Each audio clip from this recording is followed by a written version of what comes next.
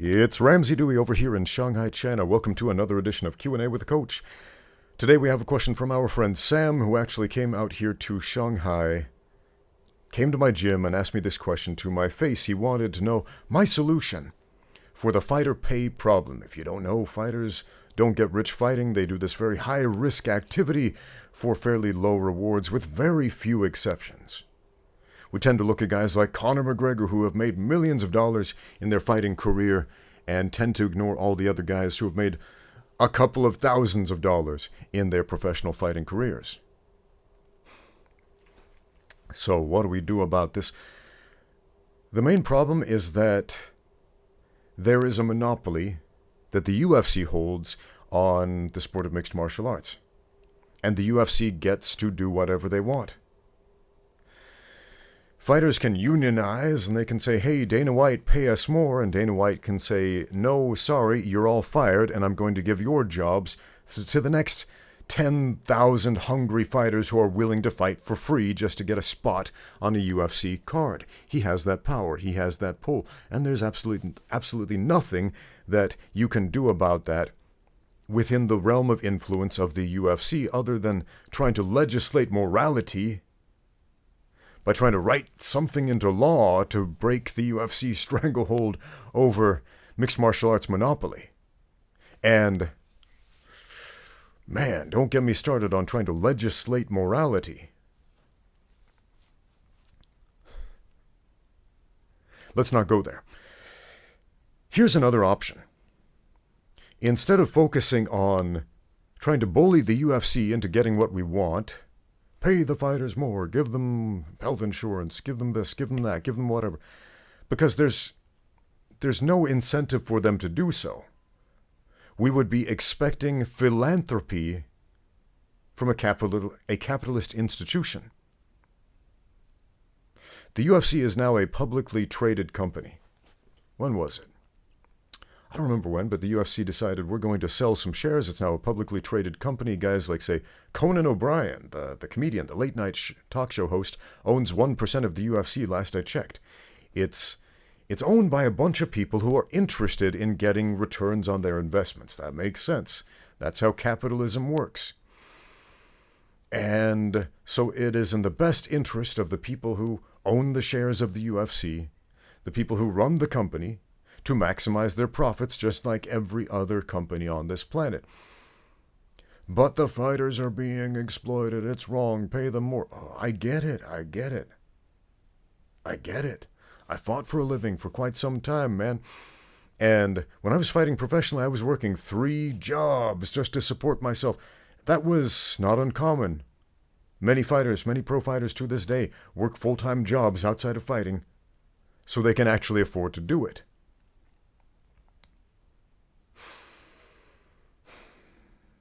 If you want to pay some basic bills, put a roof over your head, take care of a family, buy food, get some insurance, something like that, you're going to have to fight a lot. A lot. You're going to have to fight so much it's going to destroy your body, most likely. Think of all the Muay Thai fighters in Thailand. By the time they're 25, they've got 200 fights under their belt, which sounds awesome, but they're also broken by the age of 25. They got to retire by the age of 25. There's not a lot they can do physically by the age of 25, a lot of these guys. So here's a proposed solution. Again, instead of going after the UFC, where do the majority of professional fighters actually compete? Not in the UFC. Did you know that?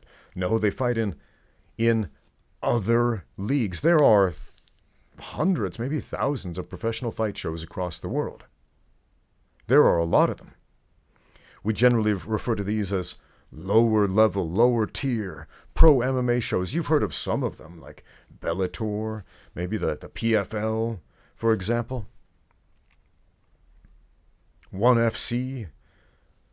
1FC was attempting to, they're still attempting to rival the UFC. They're trying to be the UFC of Asia and have for a very long time, back since they were Martial Combat before they rebranded.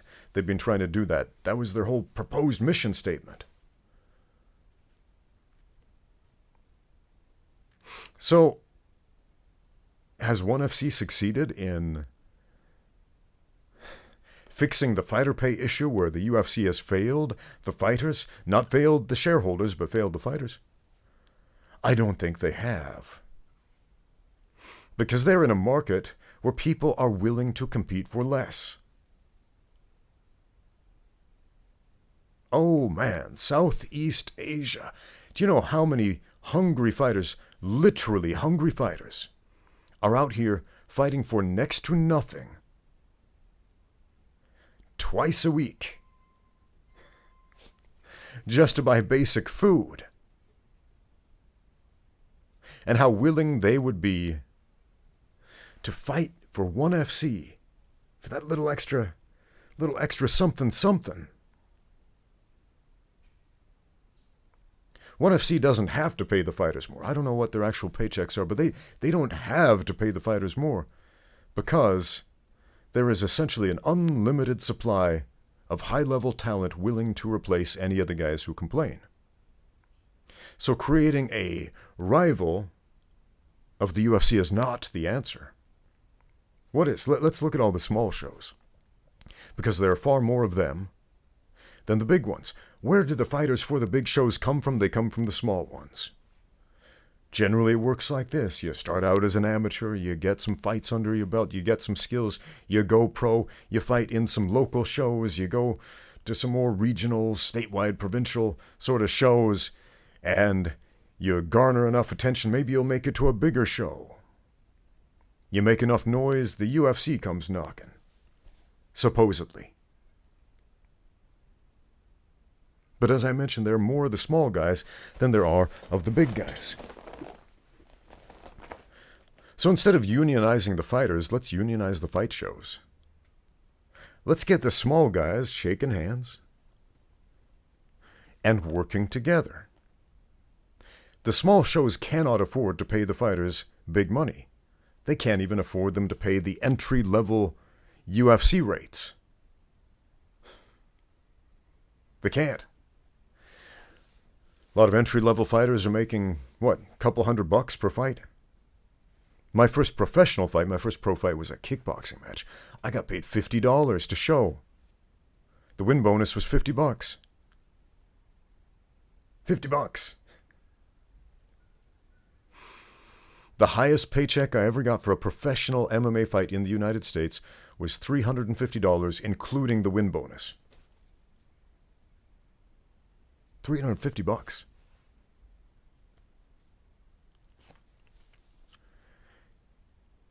When I moved out here to Asia, the paychecks went up. They went up a lot, actually. In China, it was actually pretty easy to make a living by fighting. I shouldn't say easy. There's nothing easy about fighting. But compared to in the United States, where getting a few hundred extra bucks on the weekend for a fight was helpful versus being able to actually support myself off the paychecks, that's a big deal. Of course, the cost of living in Asia tends to be a lot lower than it is in the U.S.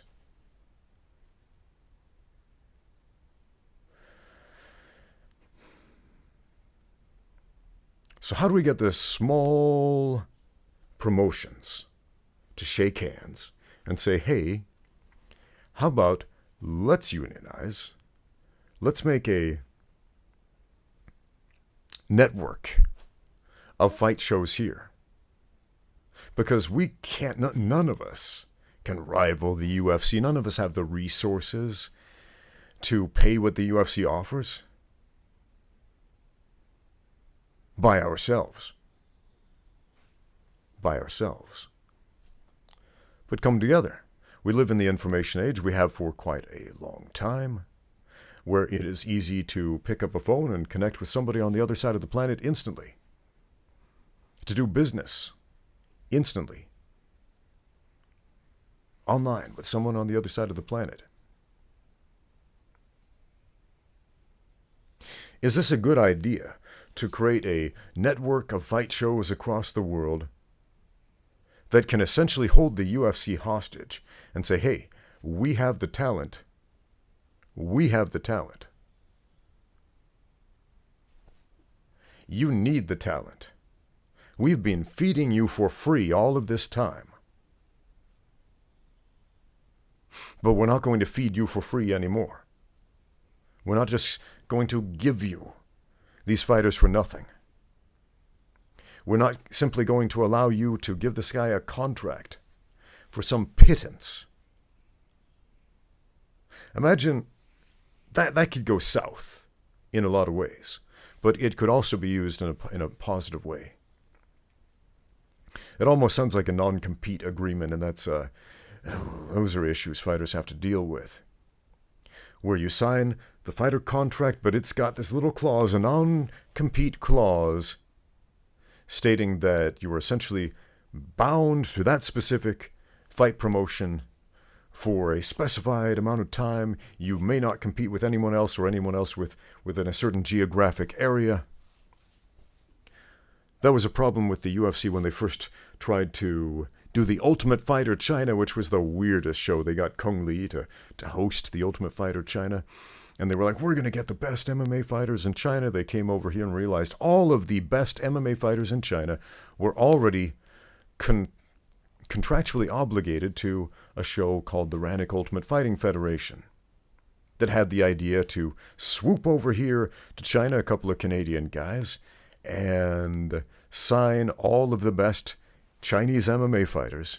And there weren't a whole lot of them back then, but all of the ones who knew how to play the game, to lock them into a non-compete agreement. So when the UFC came, none of these guys could sign with the UFC. None of them could compete in the Ultimate Fighter. And so the Ultimate Fighter China flopped big time because they had to scrape the bottom of the barrel to find pretty much anybody who was left who hadn't signed with this other show at the time, who didn't have that non-compete clause. They got a yoga instructor, a male yoga instructor who had never trained for a combat sport in his life. He'd never even sparred before. They got a Canadian guy, like a Chinese-Canadian guy, to compete in the Ultimate Fighter China edition. I guess they couldn't find enough Chinese people, so they got some Canadians. It was a weird show, man. I watched a little bit of it. I don't think it ever aired on television, but you can still see it on the internet if I'm not mistaken.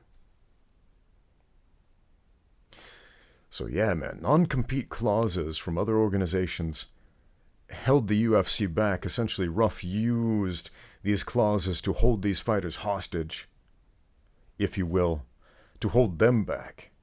You guys want to fight with the UFC? Too bad. Too bad, because we got a contract.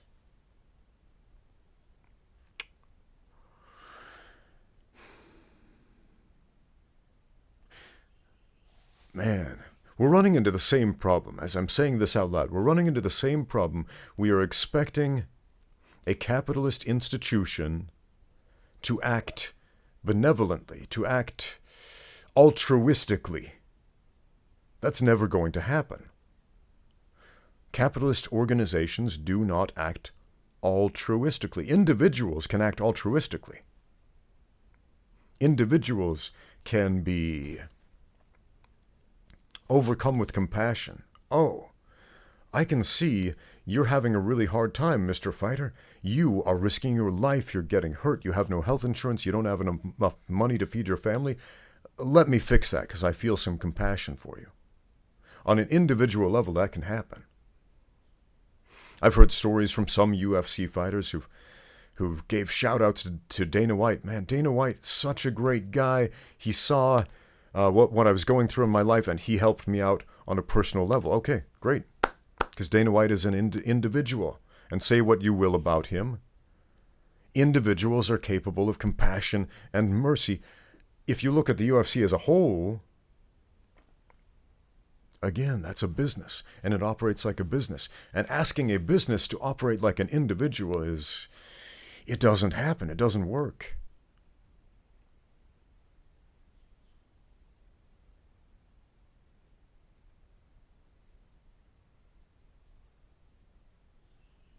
I don't know if there is a solution to fighter pay.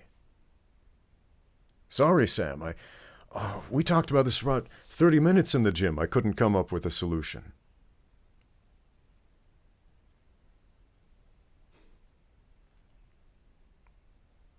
Is the solution make more money?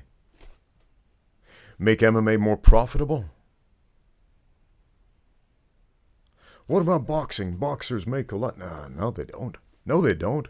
Some boxers make a lot, most don't. The stepping stones along the way don't get paid the big bucks. The stars, the guys you've heard of. The guys who give you the illusion the fighters are well off. The fighters have it made. Fighting has always been a poor man's sport, a sport that exploits the poor.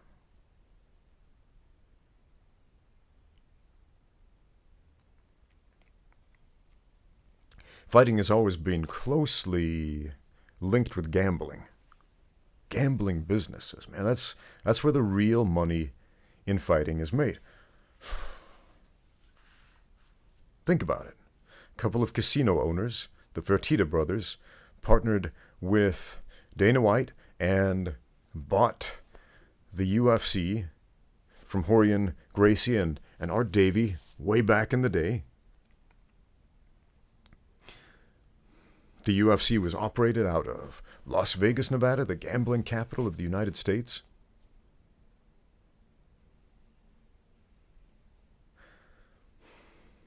Bets are placed on those fights every single time. A lot of money is made. Probably more money is made through the gambling than the actual fights themselves. The pay-per-views, the ticket sales. Peanuts. Peanuts compared to the gambling. My goodness. Gambling is technically illegal in Thailand, but if you go to Lumpini Boxing Stadium, I haven't been to the new one. I've only been to the old Lumpini Boxing Stadium. The one that still had that corrugated aluminum roof. But people would gamble, man. They'd be holding up their little stubs and their tickets and screaming because they wanted to win some money.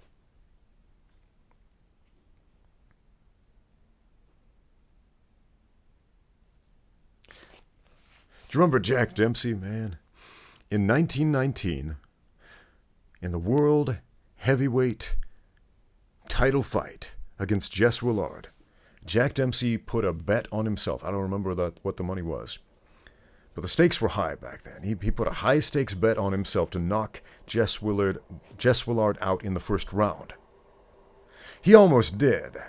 He knocked him down about 5 or 6 times, but unfortunately he didn't win his bet. But it almost seems that's what fighters would have to do to make the big bucks, is bet on themselves. I don't even know if that's legal in the U.S., but it almost seems like that's what they would have to do. In a way, that's what we do anyway when we fight. We bet on ourselves. We bet our lives on ourselves. It's not a game of chance. It's a game of skill. It's a game of preparation. It's a game of intrigue and technique. It's a game of aggression. All of these factors play into whether you win or lose. You have a say in the matter. But it seems like that's what fighters are going to have to do if they want to get the money, the kind of money that they want. Bet on themselves. I don't endorse gambling. I don't do it. I don't think it should be a thing. Games of chance. You win money because you said some words. I think this guy will win, and I think that guy will lose, and so let's exchange some resources here because of that. What the heck kind of way to make money is that? What the heck kind of way to lose your livelihood is that? That's terrible. What a terrible vice that is. How many people are being sucked into that kind of vice, thinking, maybe next time, this is my lucky day, next time I'll win. And the sunk cost fallacy sinks in when they keep pulling the handle on that slot machine. This time I'll win, this time I'll win. I put $100 on this machine, it's got to pay off eventually. And they walk away a loser, because the house always wins. And that's the problem with the UFC and the fight industry in general, is because it's so closely linked with the gambling industry that the house always wins. And the fighters, while they work for the house, they're not the house. They're the ones getting played. Do you have a solution? Let me know. Thanks for watching. Now get out there and train.